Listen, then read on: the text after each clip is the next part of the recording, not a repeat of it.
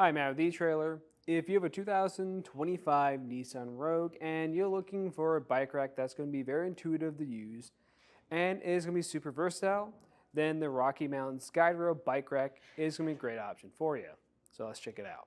Now, if you do decide to go with this rack, let us know how it's working for you and your bike adventures, either in a review or a comment. But today we're mainly going to be talking about how the GuideRail is going to interact with your Rogue. Because with a lot of racks, typically if you have a bike on here, your bike is going to be super close or making contact with your back windshield if you have a mountain bike like we do now. This is plenty of clearance. If you're on some really bumpy roads, we're not going to make contact with anything. The second point we want to watch out for is going to be our pedal. So we look right over here. This is a fine spot for it to be, plenty of clearance. I will say if this was all the way rotated down to the bottom, we might have some clearance issues. And on the topic of clearance, this is also going to give you hatch clearance. The way we can do that is by coming to the bottom of this. We're going to have this blue lever. If I pull on it, this is going to tilt back. Just make sure you watch out for your head if you have two bikes on here. As you can see, that's a pretty extreme tilt, which is going to be perfect because this will allow us to open up our hatch completely. This is going to be perfect if you go on any bike rides. You can easily grab your helmet, you can take a seat, tie your shoes, or if you're on errands, you could even put your groceries back here or get anything else that you need to get done too. But if we want to take a closer look at this rack, I'm going to remove my bike. So the first thing I'm going to do is come to the back side. We're going to have this blue button right here, and that's what I mean by this rack being intuitive. All the touch points are going to be coated in blue. You press down on this, then lift up, and then you can push this arm away. This is going to be the same for the front side too. I just recommend at this point holding onto your bike so it doesn't fall over and make contact with your vehicle.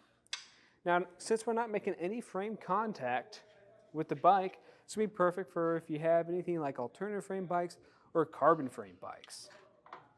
And then we can just take it off and take it out for a ride. So let's get a few measurements to see how this rack is going to interact with the Rogue. So the first one I want to get is going to be the ground clearance. So the furthest point out, let's say we go from this little blue handle, that's going to be about 19.5 inches. That's plenty of clearance.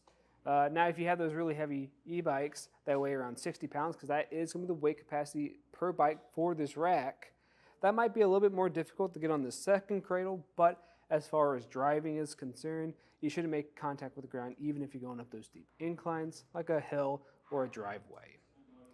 Now, the second measurement I want to get is going to be the overall distance it sits out.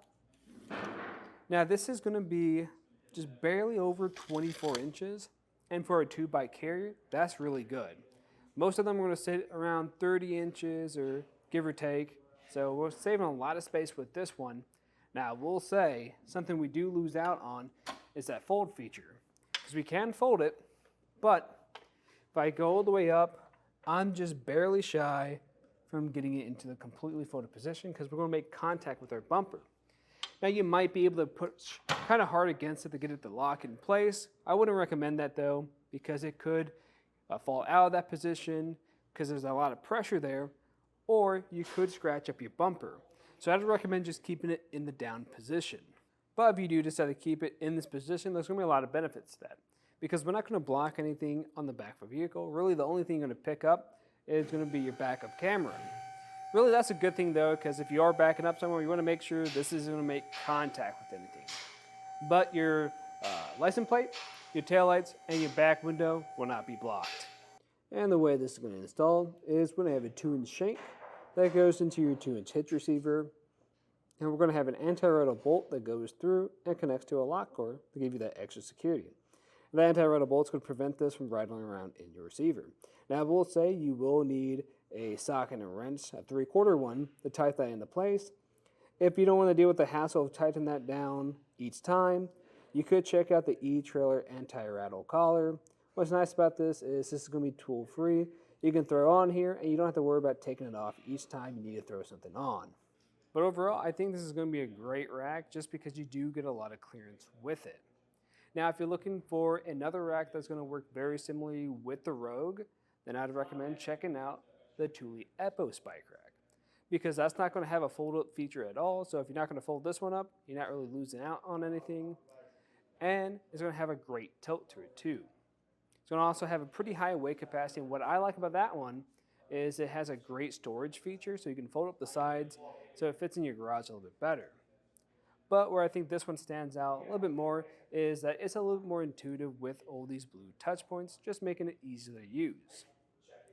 But if you guys have any other questions, please let us know here at eTrailer. But again, I'm Matt, and thanks for watching.